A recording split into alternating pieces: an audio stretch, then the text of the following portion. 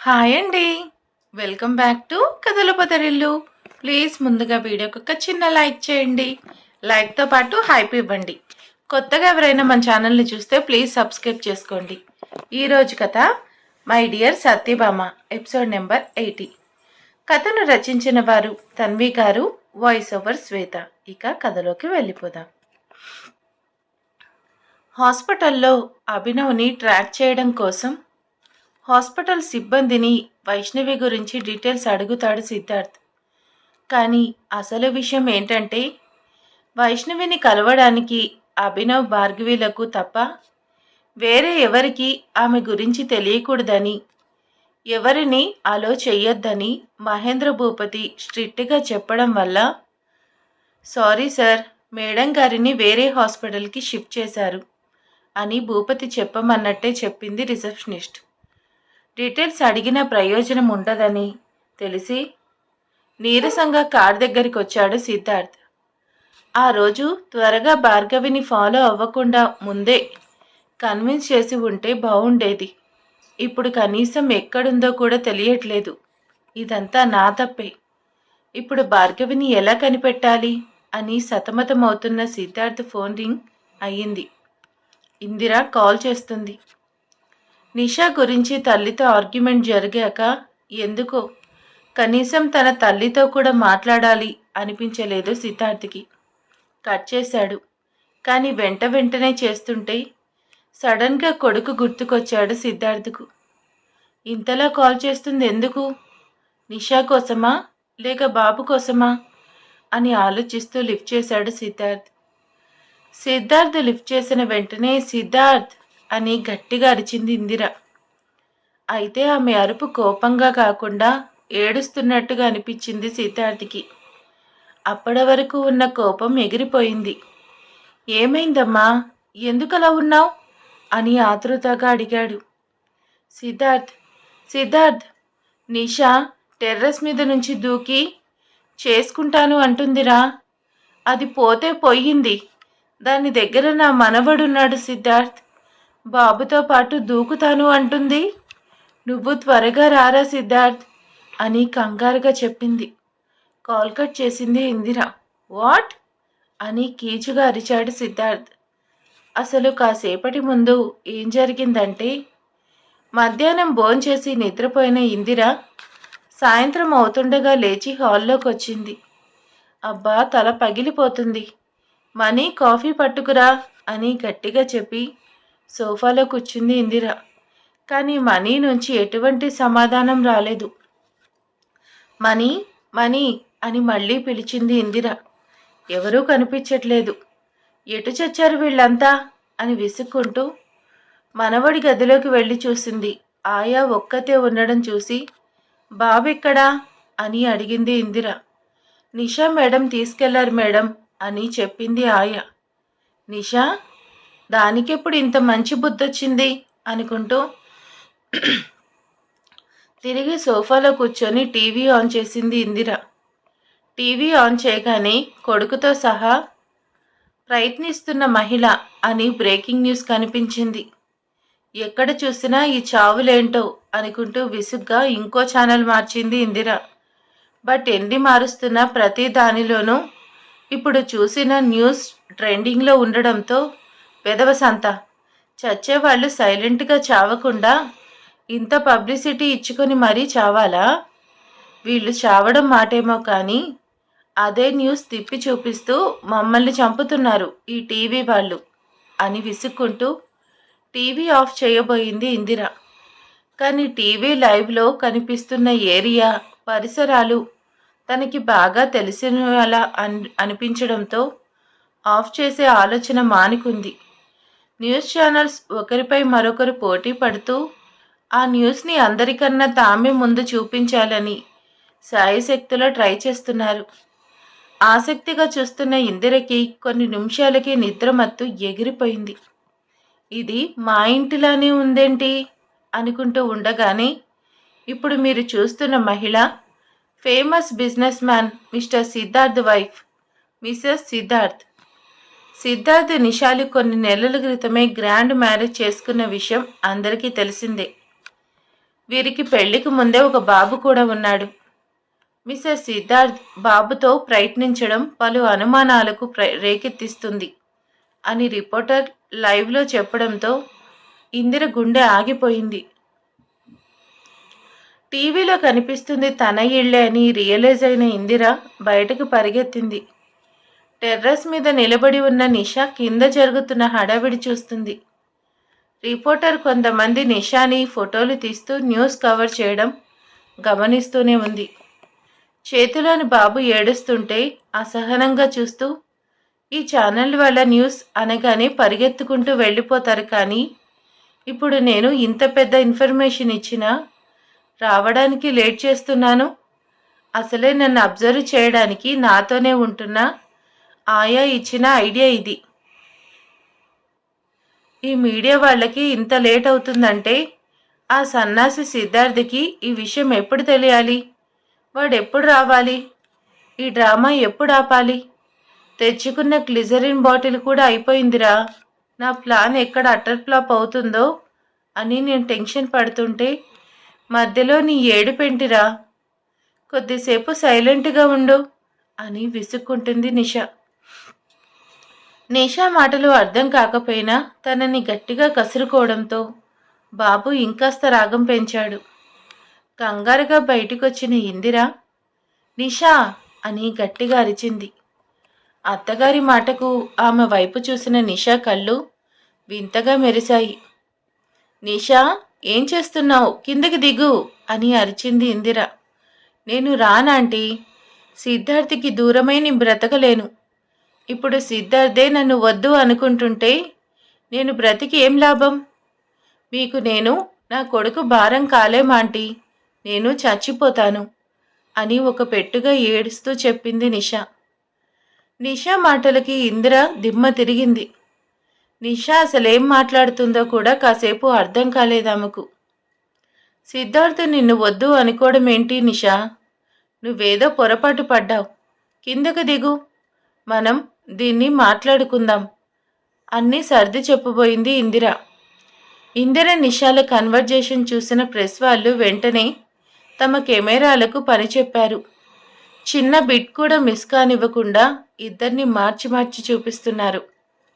Media సైతం మొత్తం చేరుకోవడం, అదే సమయానికి పోలీసులు రావడంతో నిషా అసలు యాక్టింగ్ స్టార్ట్ చేసింది. పొరపాటు పడ్డానా? సిద్ధార్థ నాకు డివోర్స్ ఇవ్వాలనుకోవడం మీకు కూడా తెలుసు కదా ఆంటీ. సిద్ధార్థ్ మీతో చెప్పే ఈ డిసిషన్ తీసుకున్నాడు. అయినా ఏం తెలియనట్టే మాట్లాడుతున్నారు. అంతేలేండి, మీకు మీ కొడుకు ఇంపార్టెంట్, కానీ నేను నా కొడుకు ఏమైపోతే మీకెందుకు అని దొంగ ఏడుపేడ్చింది నిషా. ఇప్పటి వరకు అసలు విషయం ఏంటో పూర్తిగా తెలియని ప్రెస్కి సిద్ధార్థ నిషా విడిపోతున్నారని, అందులో ఇందిర హస్తం కూడా ఉందని తెలియగాని ఒక్కసారిగా ఇందిరిని చుట్టుముట్టారు. సిద్ధార్థ డివోర్స్ ఇస్తాను అనడం వల్లే నిషా ఇంతకు తెగించిందని అర్థమైన ఇందిర ముఖం నల్లగా మాడిపోయింది.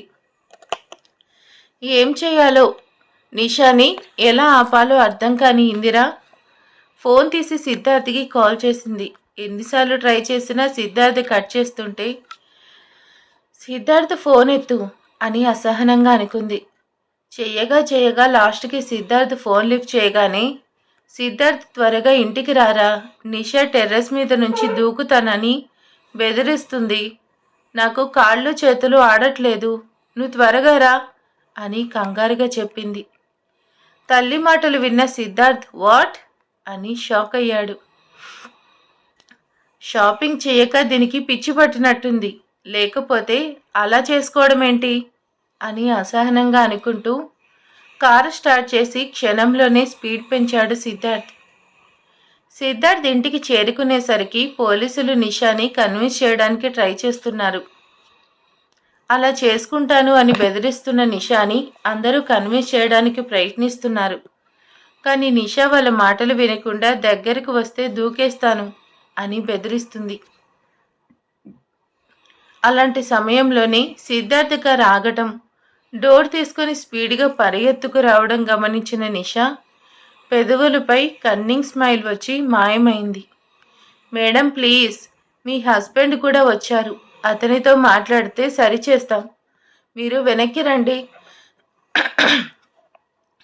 బాబుని ఇంకా భయపెట్టకండి అని ఆమెను ఆపడానికి చూస్తున్నారు పోలీసులు. సిద్ధార్థ్ రావడమే డైరెక్ట్గా టెర్రస్ మీదకు వెళ్ళిపోయాడు. నిషా ఏం చేస్తున్నావో తెలుస్తుందా అని కోపంగా అరిచాడు సిద్ధార్థ్. నువ్వేం చేస్తున్నావో నీకు తెలుస్తుందా సిద్ధార్థ్? ప్రేమించాను అన్నావు, బిడ్డకు తల్లిని చేశావు, పెళ్లి చేసుకున్నావు అని మురిసిపోయేలోపే డివోర్స్ ఇస్తున్నావు. నీకు నేను ఏం కాకుండా పోయినప్పుడు నేను ఏమైతే నీకెందుకు? ఏం చేస్తే నీకెందుకు సిద్ధార్థ్ అని ఏడుస్తూ ప్రశ్నించింది నిషా. సంవత్సర కాలంగా ఆమెతో కలిసి ఉంటున్న సిద్ధార్థ్ ఇప్పుడు ముందు అయితే ఆ ఏడుపుని నిజమనుకొని నమ్మి కరిగిపోయేవాడే. కానీ నిషా ఒరిజినాలిటీ తెలిసిపోవటం వల్ల ఆమె యాక్టింగ్ని అస్సలు పట్టించుకోలేదు. పైగా ఆమె మాటల ద్వారా ఈ డ్రామా అంతా డివోర్స్ క్యాన్సిల్ చేయించడానికని అర్థమై కోపంగా పళ్ళు నూరాడు. నీ నాటకాలు ఆపు నిషా, ఇప్పటికే చాలా ఎక్కువ చేశావు, మర్యాదగా వెనక్కిరా అని చెప్పాడు. తను చస్తాను అని బెదిరిస్తున్నా పక్కనే పోలీసులు ఉన్నా సిద్ధార్థ్ లెక్క చేయకపోవడం నిషాకి కోపం తెప్పించింది. ఇంకాస్త డోస్ పెంచాల్సిందే అనుకొని కొడుకుతో పాటు అంచుకు నడిచింది నిషా. నీకు డివోర్స్ కావాలి కదా సిద్ధార్థ్? నీకు నేను అడ్డంగా ఉన్నానని వదిలించుకుందాం అనుకుంటున్నావు. నేను నా కొడుకు చనిపోతే నీకు ఏది అడ్డుండదు సిద్ధార్థ్. నువ్వు కోరుకునేది ఇదే కదా? కళ్ళెర చేసి బెదిరించింది నిషా. నిషా తాను అనుకున్నది సాధించుకోవడానికి ఎంతకైనా తెగిస్తుందని సిద్ధార్థ్కి బాగా తెలుసు. తన మీద పంతంతో నిజంగా దూకేస్తుందేమో అని సిద్ధార్థ్కి భయం వేసింది. నిషా మాటలు వింటున్న కింద జనం గుసగుసలు మొదలుపెట్టారు. భార్యని వేధించడం సిద్ధార్థ్కి ముందు నుంచి ఉన్న అలవాటే. ఫస్ట్ వైఫ్ కూడా అందుకే డివోర్స్ ఇచ్చి ఉంటుంది. రెండో వైఫ్ ప్రెగ్నెంట్ అయ్యాక వేరే రిలేషన్ మెయింటైన్ చేస్తున్నాడేమో.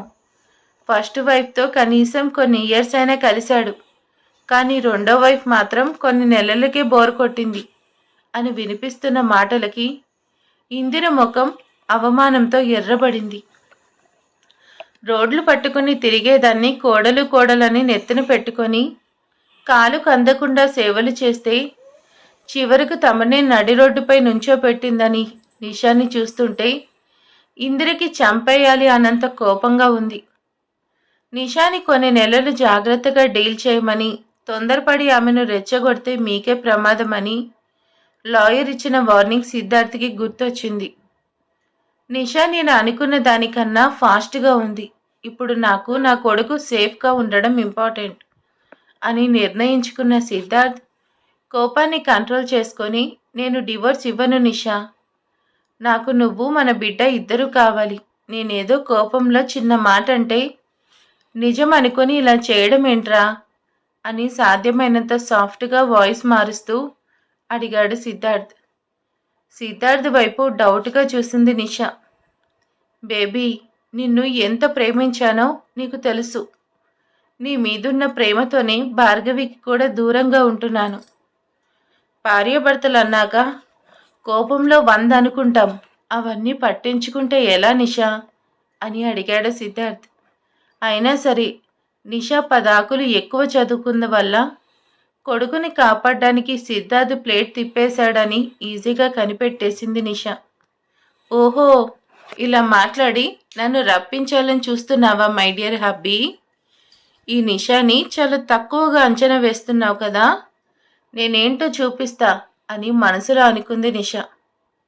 డివోర్స్ ఊరికే అనుకుందాం సిద్ధార్థ్, కానీ నువ్వు నా కార్డ్స్ బ్లాక్ చేయించావు. నా అవసరాలకు నన్నే సంపాదించుకోమన్నావు. నీ భార్యగా నాకు నీ డబ్బు మీద ఎలాంటి హక్కు లేదన్నావు. అన్నీ ఊరికే చెయ్యవు కదా సిద్ధార్థ్. నీకు నిజంగానే నన్ను వదిలించుకునే ఉద్దేశం ఉండబట్టే నన్ను వేరు చేస్తూ వచ్చావు. మరి వాటికేమంటావు సిద్ధార్థ్ అని డైరెక్ట్గా అడిగేసింది నిషా. నిషా నోరు విప్పినప్పుడల్లా కొత్త విషయం బయటకు వస్తుండడంతో కిందున్న జనాలు మాట్లాడుకోవడానికి బోలెడంత మ్యాటర్ దొరికినట్టయింది. ప్రెస్ అండ్ పోలీసులు నిషా ఇన్నోసెంట్ అని, సిద్ధార్థ్ నిజంగానే ఆమెను బాధ పెడుతున్నాడని నిర్ధారణకు వచ్చినట్టు కనిపించడంతో లోపల కారాలు మిరియాలు నూరుతూ, నీకు మనీ వాల్యూ తెలియాలి అని అలా చెప్పాను నిషా. ఓకే, నీకు నా మీద నమ్మకం లేకపోతే ఇప్పుడే నీ కార్డ్స్ యాక్టివేట్ చేస్తాను అని చెప్పాడు సిద్ధార్థ్. కేవలం మాటల్లో చెప్పడమే కాదు, నిషాని నమ్మడానికి తన మేనేజర్కి ఫోన్ చేసి అప్పటికప్పుడు యాక్టివేట్ చేయించాడు కూడా. నిషా చేతుల్లో ఉన్న బాబు మాత్రం విపరీతంగా భయపడినట్టు గుక్కపెట్టి ఏడుస్తూనే ఉన్నాడు.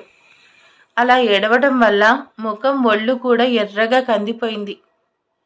కొడుకును అలా చూస్తుంటే నిషాని అక్కడి నుంచి తోసేయాలి అనిపిస్తున్నా బలవంతంగా కంట్రోల్ చేసుకుంటున్నాడు సిద్ధార్థ్. కానీ ఆమె చేతిలో బాబు ఉన్నంతసేపు ఎలాంటి రిస్క్ తీసుకోలేక మళ్ళీ ఆమెను కన్విన్స్ చేస్తూ, నువ్వు కోరుకున్నట్టే చేశాను కదా, వచ్చే నిషా అని రిక్వెస్ట్ చేశాడు సిద్ధార్థ్.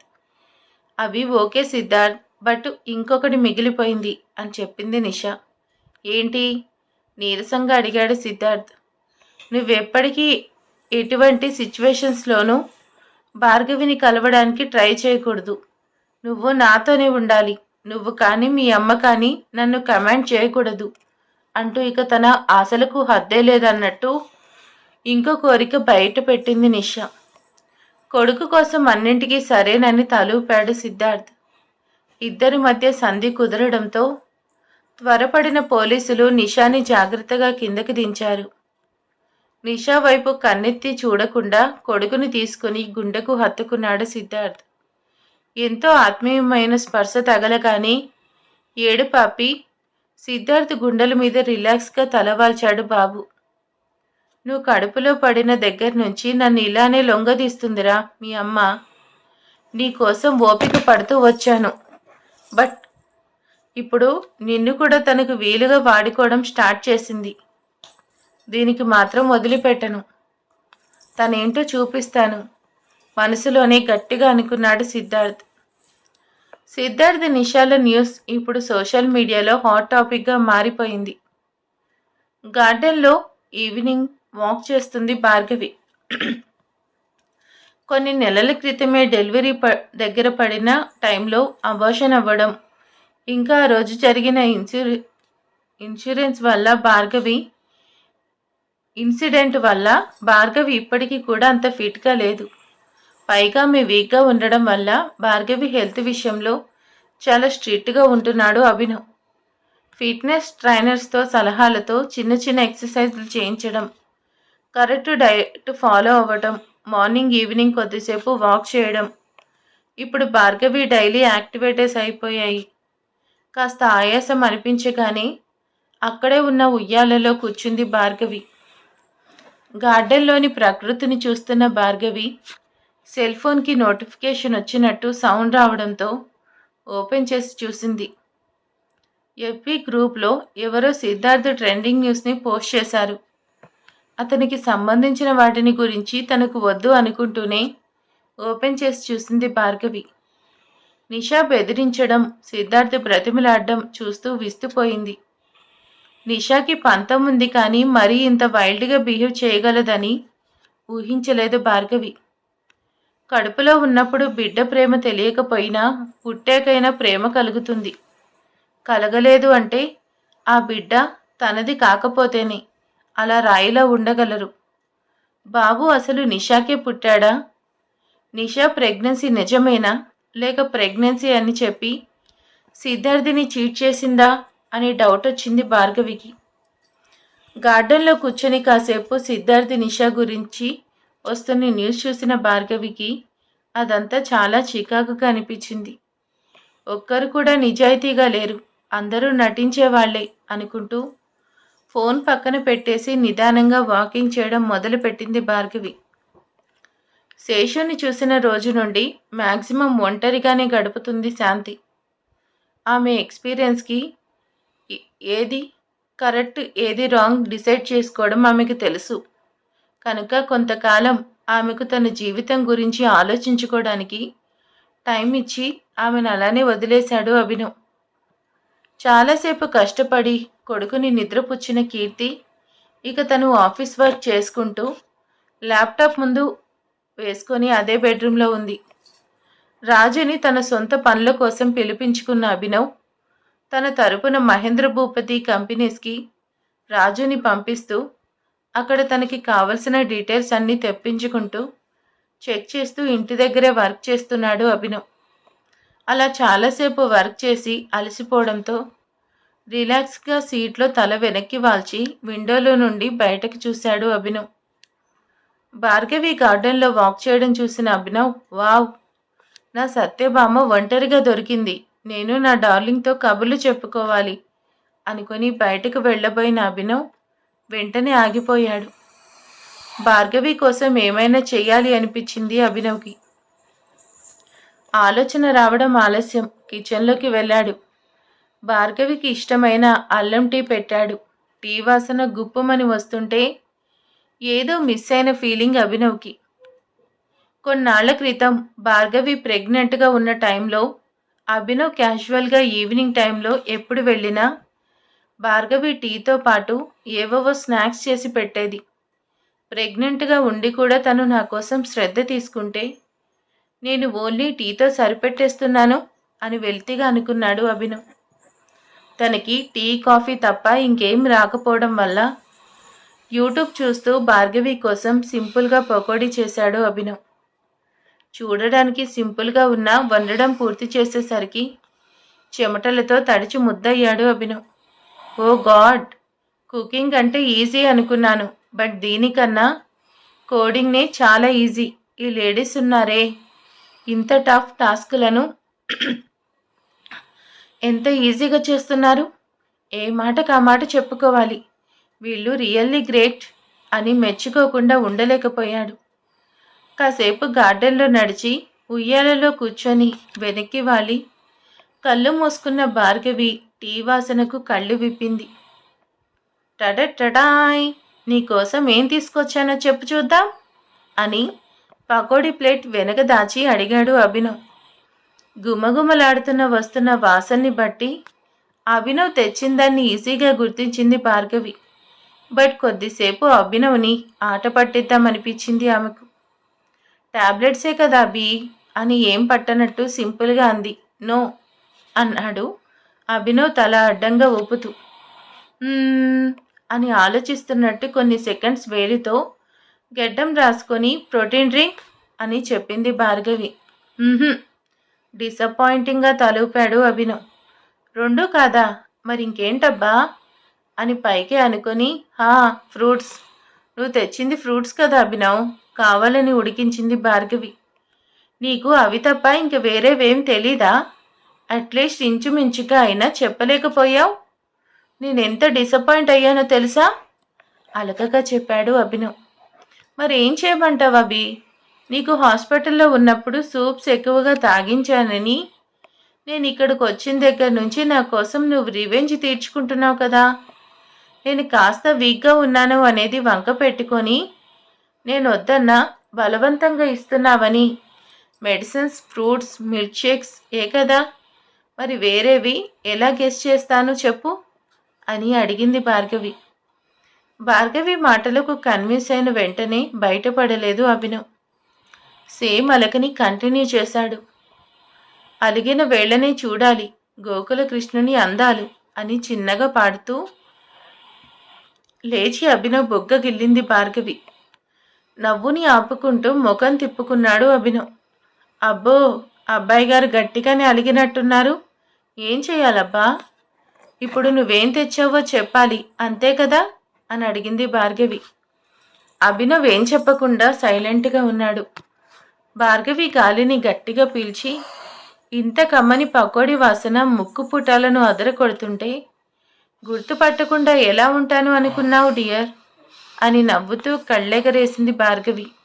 అంటే నువ్వు ఇంతసేపు కావాలని ఆడుకున్నావా?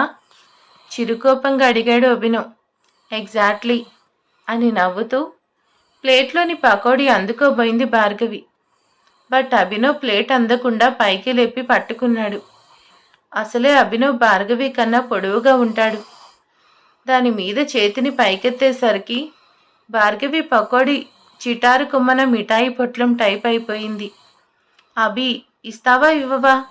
ప్లేట్ తీసుకోవడానికి ట్రై చేసి విసిగొచ్చిన భార్గవి వేలు చూపిస్తూ బెదిరించింది. నన్నే ఏడిపిస్తావా? నీకు చేతనైతే తీసుకో, కావాలంటే స్టూల్ లోపలుంది తెచ్చుకో అని కవ్వించాడు అభినవ్. అభినవ్ ఎదురుగా నిల్చొని కళ్ళలోకి సూటిగా చూస్తూ, ఇప్పుడంత సర్కస్ ఫీట్లు అవసరం లేదు, కానీ నువ్వే ఇచ్చేలా చేస్తా అంది భార్గవి. నెవర్, పొగరుగా చెప్పాడు అభినవ్. లెట్స్ సీ అంటూ అభినవ్ మెడ చుట్టూ చేతులు వేసి చుట్టి మునివెళ్లుతో పైకి లేచి అభినవ్ బుగ్గపై ముద్దిచ్చింది భార్గవి. భార్గవి నుంచి ఆ టైంలో అలాంటి చనువుని అస్సలు ఎక్స్పెక్ట్ చేయని అభినవ్ కళ్ళు పెద్దవయ్యాయి. ఆ తర్వాత అభినవ్ షాక్ నుండి బయటకు వచ్చేలోపే ఈసారి అతని పెదవులను అందుకుంది భార్గవి. అంతే, ట్రాన్స్లోకి వెళ్ళిపోయిన అభినవ్ భార్గవిని హక్ చేసుకోవడానికి పకోడీ ఉన్న చేతిని దించాడు. అయితే ఎన్ని చిత్రాలు చూపిస్తున్నప్పటికీ ఓరకంట ప్లేట్ని చూస్తున్న భార్గవి వితిన్ సెకండ్స్లో అభినవ్ని వదిలి ప్లేట్ తీసుకుని వెనక్కి వెళ్ళింది. అభినవ్ అసలు జరిగిందేందో రియలైజ్ అయ్యేసరికి భార్గవి తీరిగ్గా పకోడీలు తింటూ కనిపించింది. ఓయ్ బంగారం, ఇది చీటింగ్, చిరుకోపాన్ని చూపించాడు అభినవ్. నువ్వు రూల్స్ ఏం పెట్టలేదు కదా, సో నేనేం చేసినా నో చీటింగ్, తేలిగ్గా కొట్టిపడేసింది భార్గవి. భార్గవి మొద్దు గారంగా అడిగింది అభినవ్. నాకేం వద్దు, అభినవ్ ఎక్కడ వాట అడుగుతాడో అన్నట్టు స్పీడ్గా చెప్పింది భార్గవి. అవెక్కడికి పారిపోవు, కావాలంటే మళ్ళీ చేసి పెడతాను. ఇలా ఊరించి ఆశ పెట్టి మధ్యలో వదిలేయడం పాపం స్వీట్ హార్ట్. రాను రాను హార్ట్లెస్ అయిపోతున్నావు అంటూ భార్గవిని పట్టుకున్నాడు అభినవ్. కావచ్చు, బట్ ఇవి నా కోసం నా స్వీట్ హార్ట్ ఎంతో కష్టపడి చేసినవి. సో నీకన్నా నాకు ఇప్పుడు ఇవే ఇంపార్టెంట్. తిన్నాక అప్పుడు చూద్దాంలే అని కవ్వించింది భార్గవి. చూద్దాంలే ఏంటే? నేనేంటే? నీకు భయం లేదా? భయం లేకుండా పోతుంది, లేని కోపం చూపిస్తూ చెప్పాడు అభినవ్. అభినవ్ తనని మాటల్లో పెట్టి హోల్డ్ చేయడం క్రీకంట చూస్తూనే ఉంది భార్గవి. అభినవ్ వెనక వైపు చూస్తూ, శాంతి ఆంటీ మీరేంటి ఇక్కడ అని అంది భార్గవి. శాంతి అనగానే ఉలిక్కిపడి చప్పున భార్గవిని వదిలి వెనక్కి చూశాడు అభినవ్. మరి అక్కడికి భార్గవి ఉందా లేదా? మళ్ళీ అభినవ్కి కిసిస్తుందా లేదా? ఇక నిషాలో ఇలాంటి వైల్డ్గా చూసే సిద్ధార్థ్ మరియు తర్వాత నిర్ణయం ఎలాంటి తీసుకుంటాడు, ఏం తీసుకుంటాడు అనేది మీకేమైనా తెలిస్తే నాకు కామెంట్ చేయండి. Thank you for watching.